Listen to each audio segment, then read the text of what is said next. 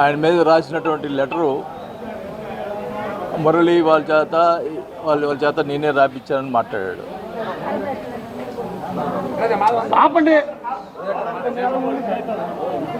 ఆయన ఎమ్మెల్యే అధికారం రాకముందలా కృష్ణమ్మా అధికారం రాకముందలా ఎన్నో ప్రచారాలు, దొంగ ప్రచారాలు చేసి ప్రజలకి మోసపూరిత మాటలు చెప్పి ఎమ్మెల్యే అయ్యావు. అయినా కూడా ఇంకా ఆ బుద్ధి మారలే నీకు. లెటర్లు నా మీద ఎన్నో రాపించావు, ఎన్నో చేయించావు, ఎన్నో దుష్ప్రచారాలు చేసావు. నేను ఈరోజు అడుగుతున్నా, నువ్వు చేసినటువంటి దుష్ప్రచారాలు, ఇప్పుడు నువ్వు అధికార ఎమ్మెల్యే, నువ్వు అన్నీ అవి చేశాడు ఇది చేశాడు అంటున్నావు. ఒక్కటి చెప్పించవా, ఒక్కటి చూపించవయ్యా. నీది 100 చూపిస్తా. ఈరోజు నేను ఆ రోజు చెప్పాను, నేను చంద్రబాబు నాయుడు గారికి దయచేసి అప్పుడు జరిగింది ఇప్పుడు జరిగింది బయట పెట్టండి. డ్వాక్రా గ్రూపుల్లో జరిగినటువంటి అవినీతి, దుర్మార్గమైన అవినీతి, పేదవాళ్ళకి సంబంధించినటువంటి వాళ్ళు సంపాదించుకునే డబ్బుల్ని, వాళ్ళకి ఇచ్చేటటువంటి లోన్ని ఎవరు చేశారో దాదాపు ప్రకాశం జిల్లా ఒంగోలు ఉన్నటువంటి ప్రజలందరూ కూడా తెలుసు. వాళ్ళని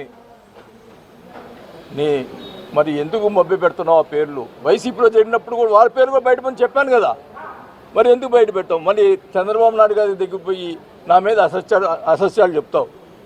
నేను 86 కేసులు పెట్టించానని చెప్తావు.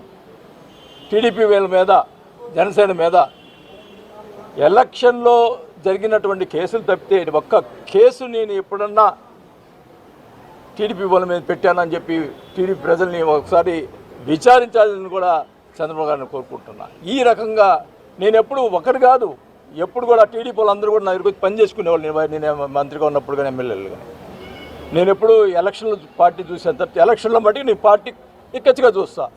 మిగతా సమయంలో అందరూ సమానంగా నేను ఎవరు వచ్చినా కూడా పనిచేసినటువంటి వ్యక్తిని చెప్పమనండి. ఇక్కడ ఉన్నటువంటి టీడీపీ వాళ్ళందరూ కూడా ఈ రకంగా సరే చెప్తున్నావు, అది దేవుడే ఇది చేస్తాడు. నేను అడుగుతా ఉన్నా, లెటరు నేను రాయించాను అని చెప్పి మాట్లాడుతున్నావు. నాకు ఒక్కడే కొడుకు మీద ఒట్టేసి చెప్తున్నా, నాకు సంబంధం లేదు అని నేను చెప్తున్నా. నీవు నీ కూతురు మీద ఒట్టేసి చెప్పు, నేను రాయించాను. ఇంత దుర్మార్గపు మాటలు ప్రజల్ని ఇంకా ఎలా మోసం చేస్తావయ్యా? ఒక పక్క ఎన్ని ఆక్రమణలు జరుగుతూ ఉన్నాయి, ఎన్ని జరుగుతూ ఉన్నాయి. 14 సంవత్సరాల నుంచి గుడిసెలు వేసుకొని వాళ్ళు ఇల్లు ఉంటే రాత్రి వచ్చి లేపించేస్తావు. ఒకవేళ ఏమైనా ఉంటే వాళ్ళు అది ప్రైవేట్ ప్రాపర్టీ అయితే గవర్నమెంట్ వాళ్ళ చేత, పోలీసుల చేత చూపించు, వాళ్ళకేదో సాయం చేసి చేయించు. రాత్రి పోలీసు వ్యవస్థ ఉందా ఇక్కడ?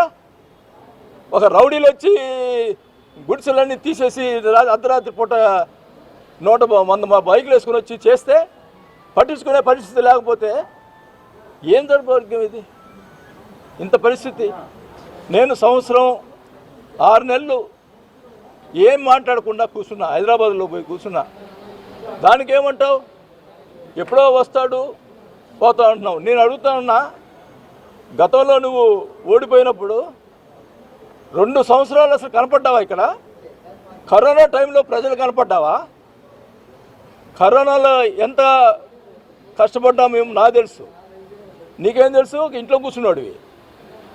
ఊరికి మాట్లాడవాక, నువ్వేదో నోరు వచ్చిందని మాట్లాడవాక, ఏదో కూటమిలో ఉన్నా అని చెప్పి ఇన్ని రోజులు మెదకొని ఉన్నా. నా వ్యక్తిగతంగా మాట్లాడి నన్ను ఇంకా కూడా ఇమినేట్ చేస్తే నేను ఊరుకునే పరిస్థితి. నాకు పార్టీ ఏం ప్రాబ్లం లే, నేను ప్రజల్లోకి వెళ్తా. నా ప్రజలు కావాలి నాకు. ప్రజలు చాలా ఇబ్బంది పడుతూ ఉన్నారు అని నాకు ఫోన్ చేశారంటున్నారు. అవును, సంవత్సరం 6 నెలలు నువ్వు చేసిన రాజకీయాలు నాకు ఫోన్ చేశారు, అందుకు చెప్పాను. నాకు ఫోన్ చేయకూడదా? నేను 5 సార్లు ఎమ్మెల్యేగా ఉన్నా ఒంగోలులో, 2 సార్లు మంత్రి చేశా. నాకు ఫోన్ చేయ కదా ప్రజలు? చేయకూడదా? నేను ఎమ్మెల్యేగా ఉన్నా నాకేం చేయాలంటే? అరాజకాలు ఎవరు సృష్టిస్తున్నారు, ఎవరు చేస్తున్నారు, అది తేలాల. నేను ఒకటే చెప్తా ఉన్నా, డ్వాక్రా గ్రూపులు పేదవాళ్ళని ఎంత దోచుకున్నావో డబ్బులు మొత్తం ఎవరైతే ఉన్నారో వాళ్ళు బయట పెట్టాలి. పెట్టిందా ఊరుకోను అన్నావు కదా. నేను ఎప్పుడో వస్తానో వారానికి 2 రోజులు ఇక్కడే ఉంటా. నేను ఇక్కడ చెప్తా ఉన్నా, అన్నిటికీ సిద్ధంగా ఉన్నా. నన్ను కామ్గా ఉన్నవాడిని అనవసరంగా బయటకు తీసుకొచ్చావు. నేను ఇంక ఊరుకునే పనిలే, నాకేం పర్వాలా. నాకు పార్టీ అన్నదండలు ఉన్నా లేకపోయినా ప్రజలు నా అన్నదండలు ఉన్నాయి. నాకు ప్రజల అన్నదండలు ఉన్నంతకాలం నేను రాజకీయాలు పోరాటం చేస్తాను. నేను డెఫినెట్గా నేను ఒకటే చెప్తా ఉన్నా, చంద్రబాబు నాయుడు గారికి కూడా ఒకటే చెప్తా, వాళ్ళకి విన్నవించుకుంటున్నా. నేను కూటమికి అన్ని రకాలుగా సహకరిద్దాం అనుకున్నా. ఈ రకంగా నన్ను వ్యక్తిగతంగా వేరే ఇప్పుడు ఒక మీటింగ్లో ఆయన ప్రెస్ మీట్లో ఒక విషయం మాట్లాడుతున్నా. ఆయన పక్కనే సూర్యప్రకాష్ రెడ్డి అనే అతను టీడీపీ కూర్చున్నాడు, ప్రెస్ మీట్లో కూర్చున్నాడు కదా. అయిపోయింది. మరుసటి రోజు సూర్యప్రకాష్ రెడ్డి ప్రెస్ మీట్ పెడతాడు. నేను వైవి సుబ్బారెడ్డిని జైలు వేసి సంతోషిస్తానని ఒక మాట అన్నాను. దానికి సూర్యప్రకాష్ రెడ్డి మన ఆయన టీడీపీ వైవి సుబ్బారెడ్డిని సపోర్ట్గా అరగంట మాట్లాడాడు ప్రెస్ మీట్లో. అంటే ఏంటి అంటే ఇక్కడ చంద్రబాబు నాయుడు గారు ఇక్కడ చెప్తా ఉన్నా, మరి అందరికీ అన్ని పార్టీలకు చెప్తా ఉన్నా, ఇక్కడ వైఎస్ఆర్ పార్టీ టీడీపీ కలిసి ప్రకాశం జిల్లాలో బాలినేనితో పోరాటం చేస్తున్నారు. వీళ్ళు కలిసి నా మీద పోరాటం చేస్తున్నారు. నాకు దేనికైనా ఇంకా ఎన్ని పార్టీలు వచ్చినా నేను పోరాటం చేసేందుకు సిద్ధంగా ఉన్నా. ఇదేం అన్యాయం? వైసీపీ టీడీపీ కలిసి పనిచేయటం ఏంది? ఇక్కడ ఒకరు మాట్లాడేవాడు ఉన్నాడు, ఇక్కడ ఒకరి గురించి ఒకరు మాట్లాడుకునేవాడు ఉన్నాడు. చూసా సంవత్సరంన్నారా ఏంది ఇది? ప్రజలు ఇబ్బంది పడుతూ ఉన్నారు, మాట్లాడేవాళ్ళు లేరు. అందుకని మాట్లాడుతున్నా. నన్ను ఎవరు ఏం చేసుకున్నా ఏం పర్వాలేదు, నాకు ప్రజలు కావాలా, నేను ప్రజలతో ఉంటా, నాకేం పర్వాలా. నేను అదేమంటే ఆయన చేసిన పనులకి జనసేన అండ అని మాట్లాడటం అది తప్పు. నేను జనసేన మన కళ్యాణ్ గారి మాటలు నన్ను గురించి మాట్లాడిన మాటల వల్ల ఆయన్ని అభిమానించి నేను పార్టీలో చేరా. అంతేగాని నేనేదో దోచుకొని దానికి నీళ్ళలో ఉండేదానికి ప్రయత్నం చేశానని చెప్పి ఇప్పుడు మాట్లాడుతూ ఉన్నారు. చూడు అయ్యా, ఇప్పుడు నన్ను ఏం దోచుకుని, ఇప్పుడు నువ్వేం దోచుకుంటున్నావు, నేనేం దోచుకున్నావు చూడు. ఇప్పుడు నా పరిస్థితి, నేను ప్రజల కోసం నా ఆస్తులని అమ్ముకొని నేను అప్పులు కట్టాను. ఆ సంగతి నాకు తెలుసు, నా బిడ్డలకు తెలుసు, నాకు మా భార్యకు తెలుసు.